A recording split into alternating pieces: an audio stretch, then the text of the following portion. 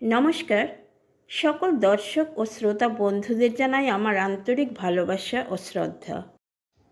স্বামীজিকে একবার একজন বলেছিলেন, সন্ন্যাসীর পক্ষে নিজের দেশের মায়া ত্যাগ করে সব দেশকে একই রকম দৃষ্টিতে দেখা উচিত। স্বামীজি উত্তর দিয়েছিলেন, যে আপনার মাকে ভাত দেয় না সে অন্যের মাকে কি পুষবে। অর্থাৎ সন্ন্যাসীর উচিত মাতৃভূমিকে ভালোবাসা।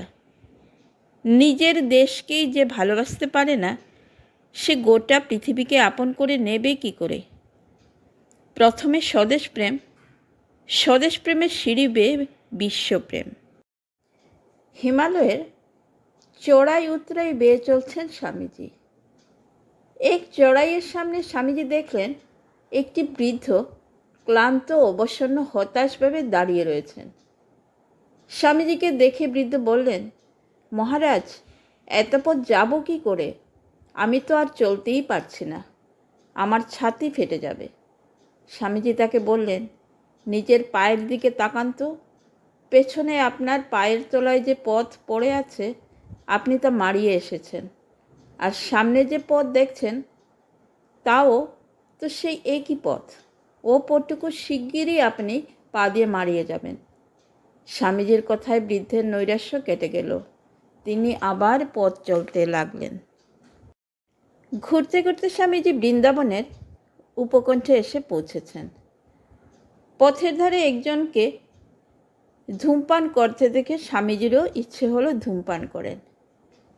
কিন্তু লোকটির কাছে গিয়ে ছিলিমটা চাইতেই সে সব হয়ে পেছনে সরে গেল। বলল, মহারাজ, আপনি সাধু আর আমি মেথর। স্বামীজি আর কিছু না বলে নিজের পথে চললেন। কিছু দূর এগিয়ে যেতেই তার মনে হলো, আমি না সন্ন্যাসী, আমি না জাতিবোধ, পারিবারিক সম্বন্ধ সব কিছু ত্যাগ করেছি, আর আমি কিনা মেথরের ছোঁয়া ছিলিমে তামাক খেতে পারলাম না। ছি ছি। তৎক্ষণাৎ ফিরে এলেন তিনি। মেথরটির আপত্তি সত্ত্বেও তার ছিলিমে তাকে দিয়েই তামাক সাজালেন। তারপর সেই ছিলিমে মুখ লাগিয়ে মহানন্দে ধূমপান করতে লাগলেন। স্বামীজি তখন কাশীতে আছেন। খবর পেলেন গুরু ভাই বলরামবাবু দেহত্যাগ করেছেন। এই দুঃসংবাদ শুনে স্বামীজি অশ্রু সংবরণ করতে পারলেন না। স্বামীজিকে শোক করতে দেখে কাশীর পণ্ডিত প্রেমদাদাস মিত্র বললেন, আপনি সন্ন্যাসী হয়ে এত শোককুল হলেন? সন্ন্যাসীর পক্ষে শোক প্রকাশ করা অনুচিত। স্বামীজি উত্তর দিলেন, বলেন কি, সন্ন্যাসী হয়েছি বলে হৃদয়টা বিসর্জন দেব? প্রকৃত সন্ন্যাসীর হৃদয় সাধারণ লোকের হৃদয়ের চেয়ে বরং আরও বেশি কোমল হওয়া উচিত। হাজার হোক, আমরা মানুষ তো বটে। আর তাছাড়া তিনি যে আমার গুরু ভাই ছিলেন, যে সন্ন্যাসের হৃদয় পাষাণ করতে শিক্ষা দেয়, আমি সে সন্ন্যাস গ্রাহ্য করি না।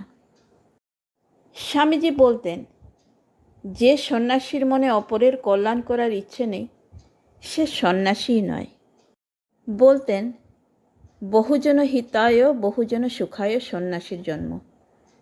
পরের জন্য প্রাণ দিতে, জীবের গগনভেদী ক্রন্দন নিবারণ করতে, বিধবার অশ্রু মুছাতে, পুত্রবিয়োগ বিধুরার প্রাণে শান্তিদান করতে, অজ্ঞ ইতর সাধারণকে জীবন সংগ্রামের উপযোগী করতে, সকলের ঐহিক ও পারমার্থিক মঙ্গল করতে এবং জ্ঞানলোক দিয়ে সকলের মধ্যে প্রসুপ্ত ব্রহ্মসিংহকে জাগরিত করতে জগতে সন্ন্যাসীর জন্ম হয়েছে।